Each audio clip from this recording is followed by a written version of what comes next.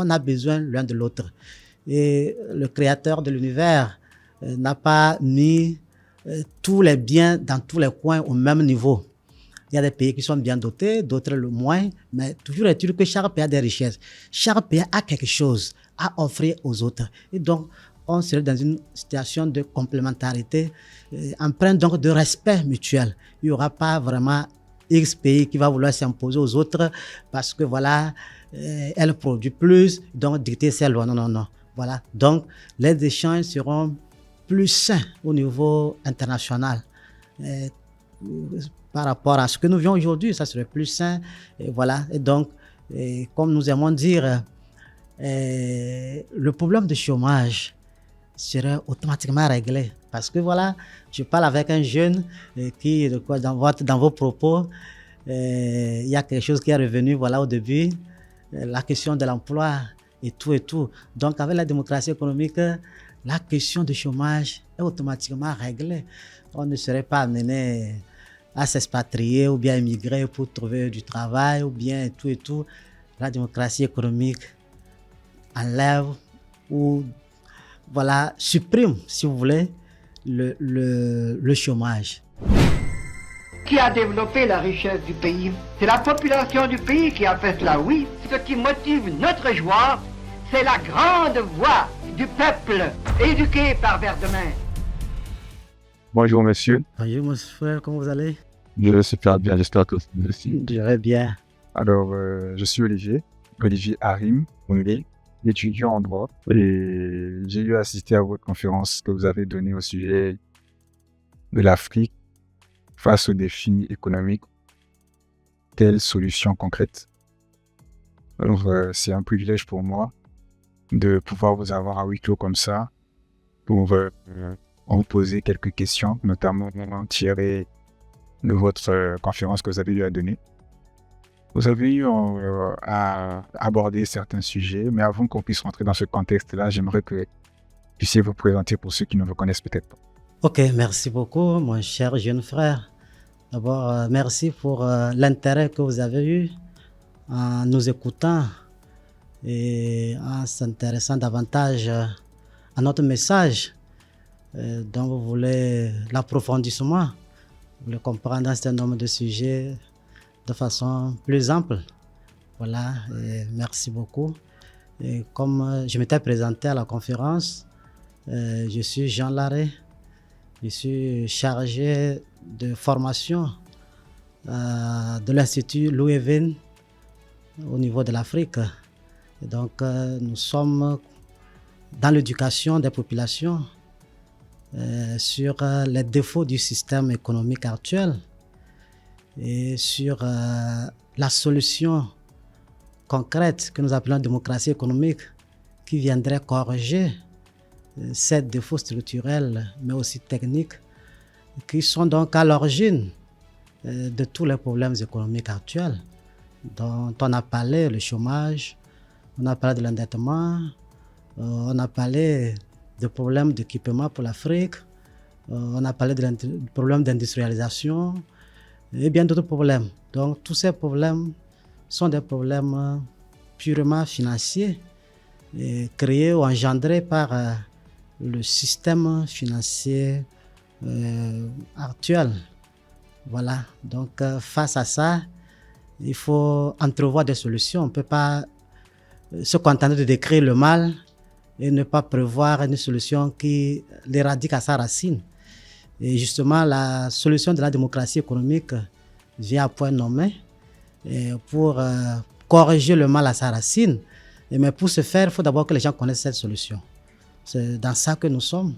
C'est pour ça que nous multiplions des occasions d'information, d'éducation des populations, afin que les uns et les autres puissent s'imprégner de cette belle et lumineuse solution qui ferait du bien à tous, qui sortirait donc l'Afrique de sa situation actuelle, qui n'est pas vraiment une situation honorable, mais une situation de désolation où voilà, nous souffrons du manque du nécessaire sur un continent aussi riche en ressources naturelles qui peut être transformé sur place par sa population. Mais cela ne se fait pas. Donc voilà pourquoi nous disons il faut forcément faire quelque chose. Et faire quelque chose, ça prend la population éduquée. Faire quelque chose prend des autorités politiques, des législateurs qui décident de prendre des lois pour adopter la démocratie économique et l'appliquer pour le bien de l'Afrique, le bien du monde entier, parce que nous avons, c'est vrai, privilégié l'Afrique dans cette conférence, mais l'Afrique n'est pas le seul continent à souffrir des effets du système monétaire international entretenu par le FMI, la Banque mondiale, leurs tentacules, et tous les continents sont dans leur filet. Mais le cas de l'Afrique est le plus paradoxal. Le plus paradoxal et ça scandalise. Donc nous avons vraiment toutes les raisons chez nous à faire quelque chose. Et voilà. Alors, Monsieur Jean Larrey, je veux rebondir sur quelque chose que vous avez évoqué tout à l'heure. Vous avez parlé de démocratie économique. Vous avez évoqué qu'elle est concernée surtout la population éduquée. Oui. Alors, moi, j'aimerais savoir, la population éduquée contribuerait à stabiliser, à refonder l'économie africaine. Et vous ne considérez pas que celle qui n'est pas éduquée contribuerait également à l'économie africaine, du moins à la développer? Oui, merci beaucoup, mon jeune frère. Quand nous parlons de la population éduquée, ce n'est pas forcément la population ayant les diplômes, mais c'est toutes les personnes qui auront été éduquées par nous, par nous, les tenants ou les apôtres de la démocratie économique. Parce que jusqu'ici, les solutions proposées aux problèmes que nous traversons en tant que continent, voilà, n'ont pas donné de bons résultats. Donc ces solutions ne sont pas adaptées à nos problèmes.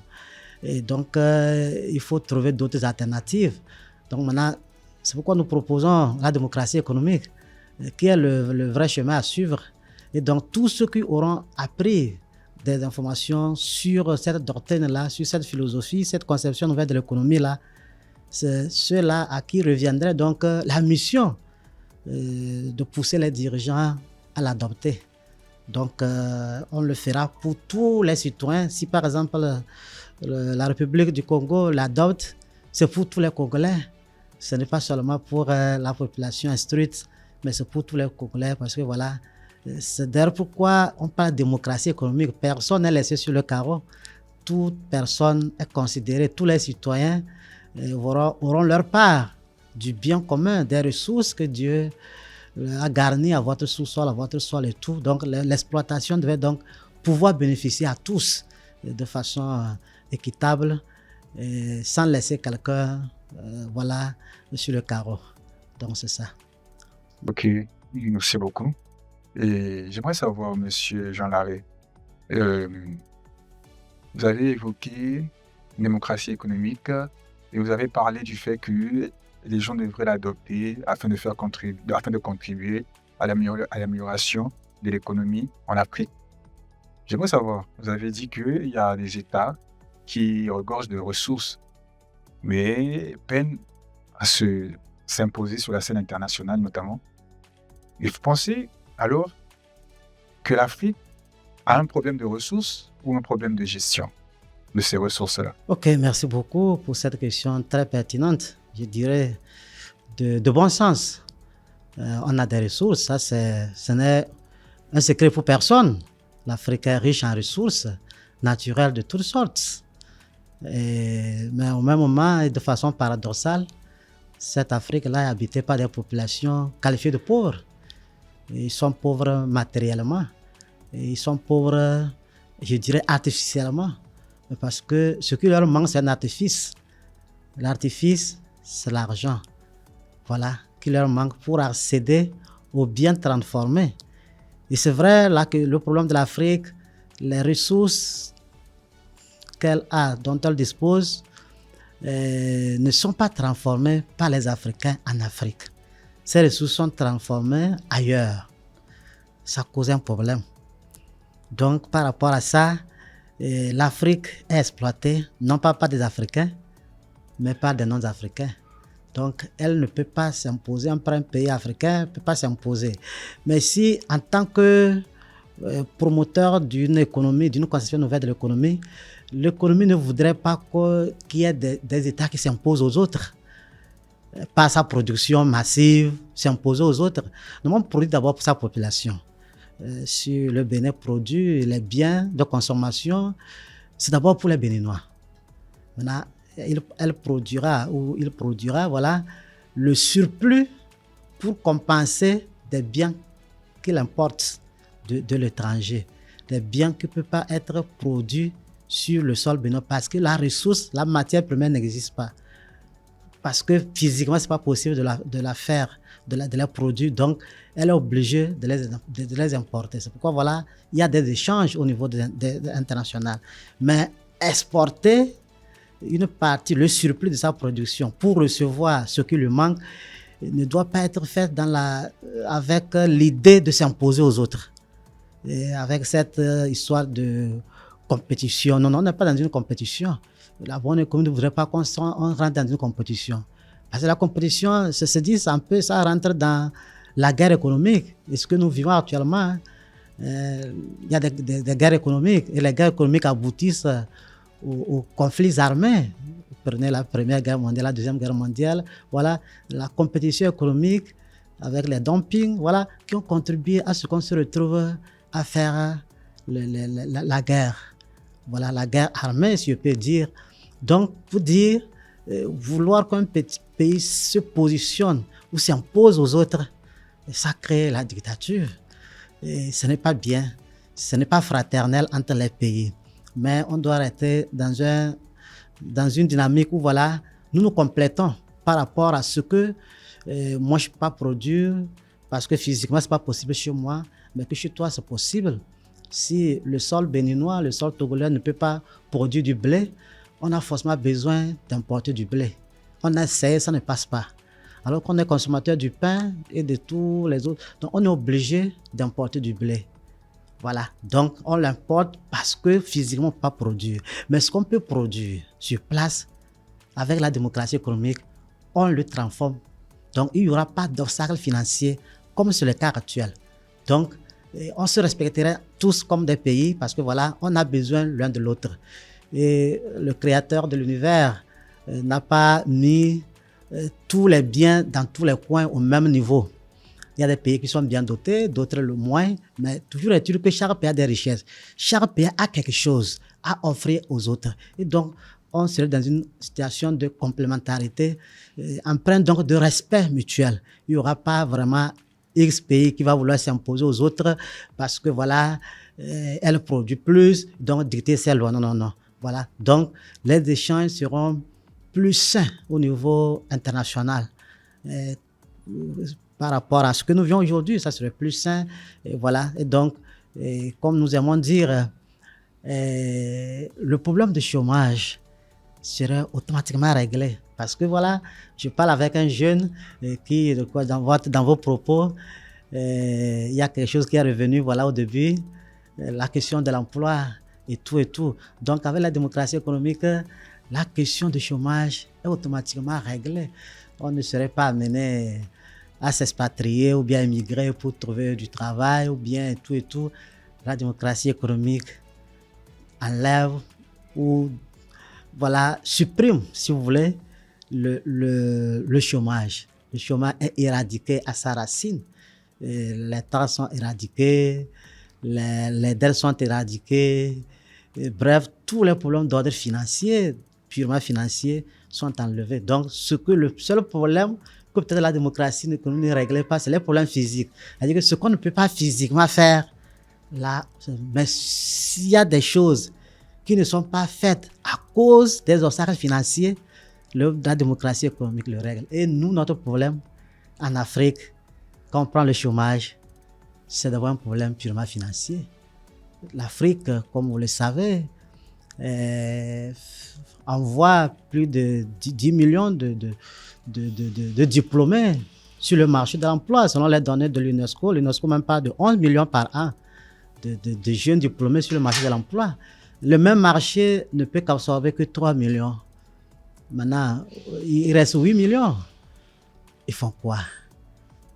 Ils sont diplômés, ils ont aussi le droit de travailler. On a même déclaré que le travail, c'est un droit. Le droit de travailler. Maintenant, ils sont violentés, leur droit de travail est piétiné. Et qu'est-ce qu'il faut faire dans tout ça là? Je vous remercie d'aborder la question du chômage. Et comme vous l'avez souligné, je suis un jeune. Et comme je l'ai souligné moi-même au début, je suis un jeune étudiant. Et lors de votre conférence, vous avez abordé justement ce problème-là en parlant de l'employabilité des jeunes. L'Afrique, aujourd'hui, est le continent à la population majoritairement jeune, avec plus de 60% de la population qui est jeune. Et ces jeunes cherchent à s'imposer dans leur pays. Et face à ce défi, au défi notamment de l'emploi public et de l'absorption du système privé, les jeunes sont appelés à l'entrepreneuriat. Et l'entrepreneuriat revient comme un outil clé, justement, pour ces jeunes-là. Beaucoup encouragent les jeunes à créer leur propre emploi, notamment à l'image de notre président au niveau du Congo-Brazzaville, qui a motivé les jeunes à s'auto-employer, à se prendre en charge. Mais malgré ça, nous constatons qu'il y a des difficultés, et notamment avec l'accès au financement, à l'accompagnement, et aussi avec un environnement économique parfois instable. Alors, Monsieur Jean Larrey, j'aimerais que vous puissiez nous donner votre avis par rapport à cela. À votre avis, en quoi contribuerait l'entrepreneuriat des jeunes à réduire le chômage en Afrique? Et quelles sont les conditions qui doivent nécessairement être réunies pour que cela soit durable? L'entrepreneuriat promu comme la panacée au problème du chômage. Et on entend prêcher partout. Et c'est bien promu, même à la tête de nos États, comme vous l'avez si bien dit.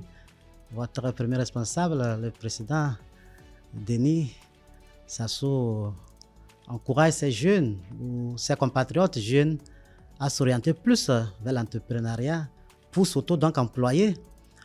Et donc derrière l'entrepreneuriat jeune ou des jeunes, c'est l'emploi qu'on vise, qui n'est pas de l'emploi, pas de l'argent. Et vous avez si bien dit, dans un contexte de difficulté d'accès au financement, et dans un contexte où le privé, où l'État ne peut plus absorber tous les diplômés, voilà, et comment entreprendre? Comment entreprendre? Et même si on la présente comme la panacée, est-ce que c'est parce que les dirigeants, à travers les services publics, ne peuvent pas absorber tous les jeunes diplômés qu'on les envoie ou qu'on les encourage vers l'entrepreneuriat, ou bien c'est vraiment le chemin? Voilà, donc beaucoup de gens se sont essayés parce que voilà, tout le monde veut travailler et on dit le meilleur travail, c'est celui qu'on crée par soi. Et c'est bien et on est à l'aise en l'exerçant parce que voilà, le travail qu'on fait bien, le travail qu'on aime, c'est celui qu'on fait bien. Donc si j'ai pu créer une entreprise, c'est parce que voilà, je me vois, j'ai une passion dans ce domaine et je le ferai très bien. Mais je ne le fais pas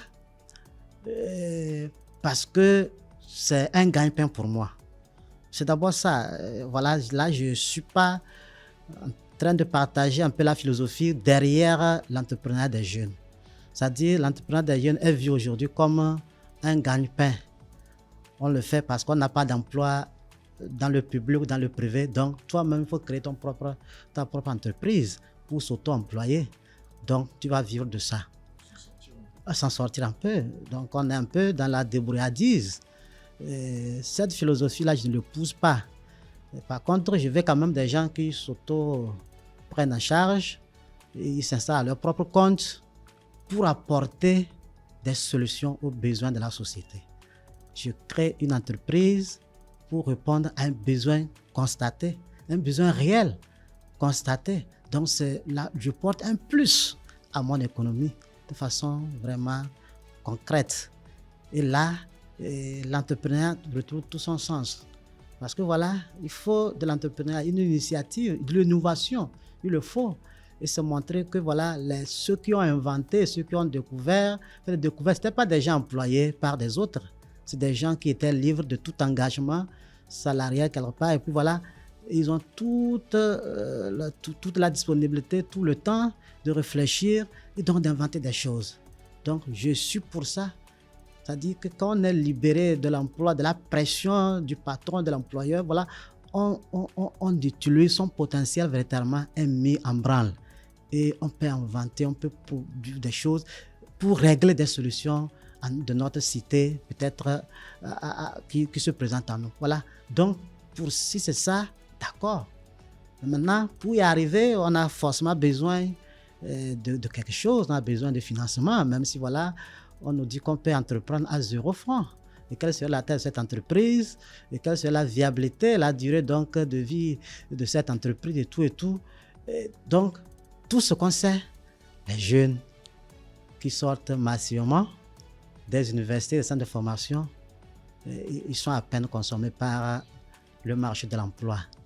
Mais ils doivent travailler pour apporter, ils doivent travailler non pas parce que on doit gagner l'argent pour vivre, mais parce qu'on doit contribuer à l'évolution de l'économie. Donc, dans un contexte où l'Afrique importe tout, c'est-à-dire que tout est à faire chez nous, en Afrique, tout est à faire.